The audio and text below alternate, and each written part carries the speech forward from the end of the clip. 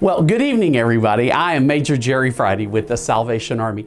The Salvation Army has been on the Mississippi Gulf Coast for over 100 years, and I think Ted Hearn was here from the very beginning. Seriously, Ted, you are old. As a matter of fact, you're old enough to be President of the United States old. I apologize. I know this is not a roast, but I have to use humor because if I don't, I get very emotional. Ted is an advocate and the hands and the heart of Jesus Christ when most other people just offer thoughts and prayers. Ted doesn't just write a check when he sees a need. By the way, I'm not knocking those who write checks, and I'll be at the door at the end of this meeting if you want to write one.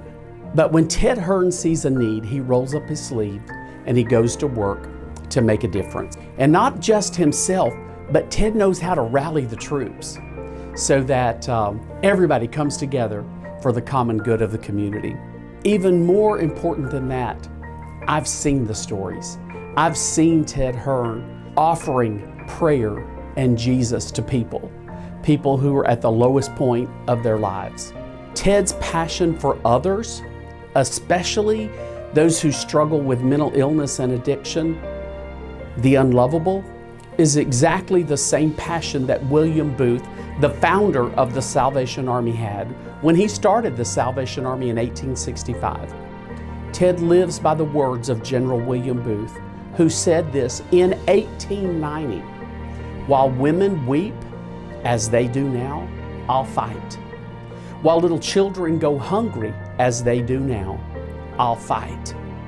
While men go to prison in and out as they do now, I'll fight. While there is a drunkard left, while there is a poor lost girl upon the streets, while there remains one dark soul without the light of God, I'll fight. I'll fight to the very end."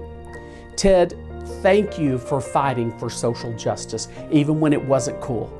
God has blessed this community through you, and I pray that God blesses you in June through the journey that you're on today. Thank you, YMCA, for honoring this man.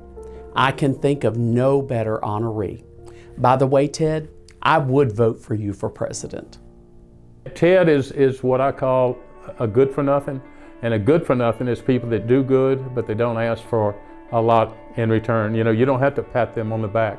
You know, there are a lot of people, if they do anything, oh, get out a press release. No, that's not Ted Hearn. He wants to stay in the background and do good. My heroes are people that help other people, and that's what Ted Hearn does. Ted Hearn not only helps at Feed My Sheep, at Salvation Army, TNT Ranch, and just, individuals all the time. I mean, Ted will help people with a bus ticket. He'll help people maybe get an ID. He'll help people get medicine. He goes way above and beyond what most of us at Feed My Sheep do. You know, our mission is limited, feed people, but Ted expands it out into this world of caring and compassion instead of criticism. You know, he's one of those people that believes in humanity, which is the fabric of us all. He believes, as I said, like in caring for people and taking care of people.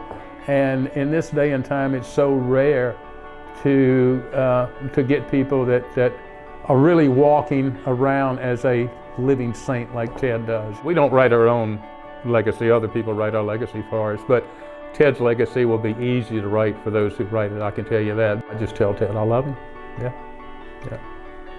He's been my mentor and friend, yeah. One of probably 3 or 4 mentors that I've had in my life, and one of the most important, if not the most important. I'm here to try to show the other side of Ted's life, the life before he got involved in his humanitarian work.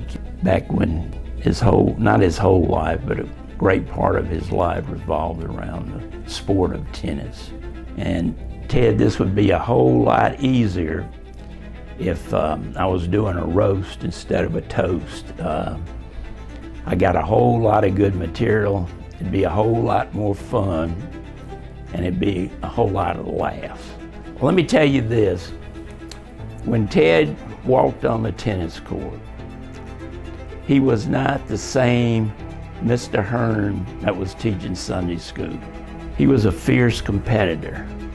There was nobody more fierce than Ted on the tennis court. And with Ted, it was all about winning. He was very analytical.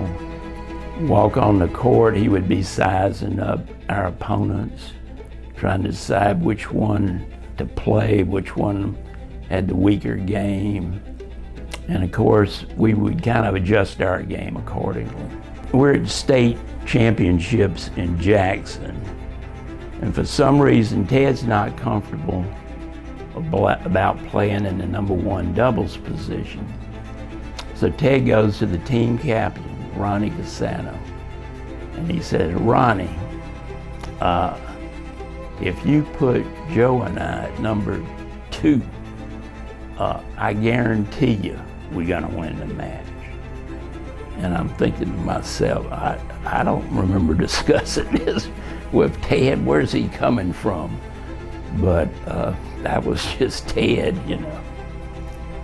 And we did win the match, and we won state that year. We were the first team from Ball Bluff to win state, which was really a big accomplishment at that point in time. In fact, he was one of the founding fathers of the club.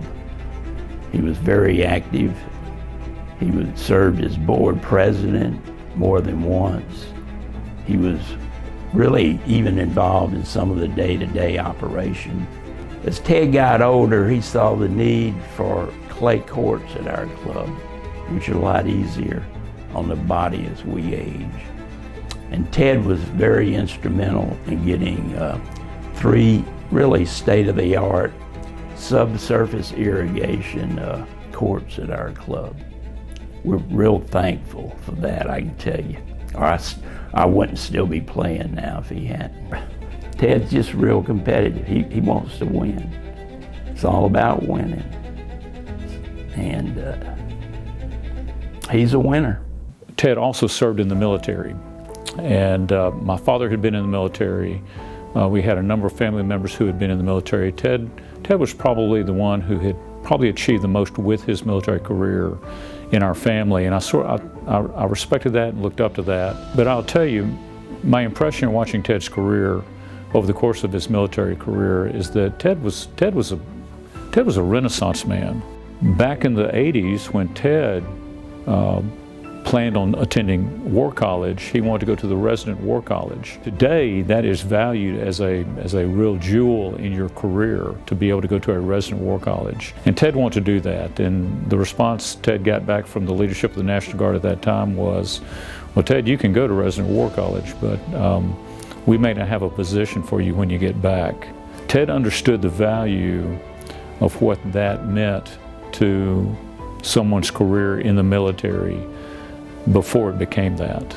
And in that respect, Ted was always a leader in the military that was looking ahead, of course leading men and women, but having a vision and having a very deliberate path towards achieving that vision in whatever responsibility he had. I would say the culminating point of our military career together was when I was able to take command of a unit that Ted had commanded.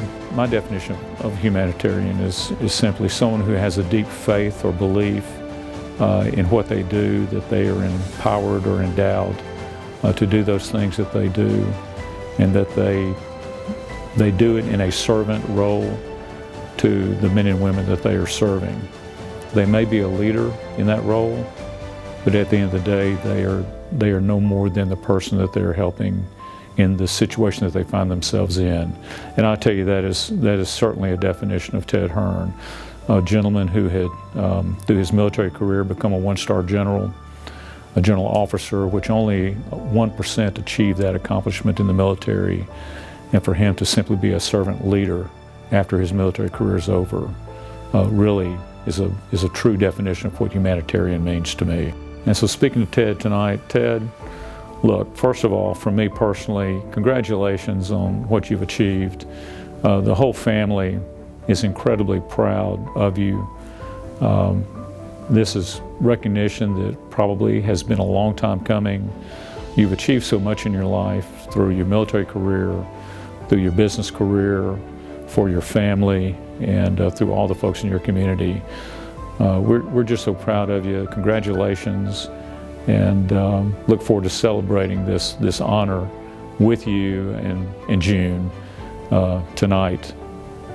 So congratulations.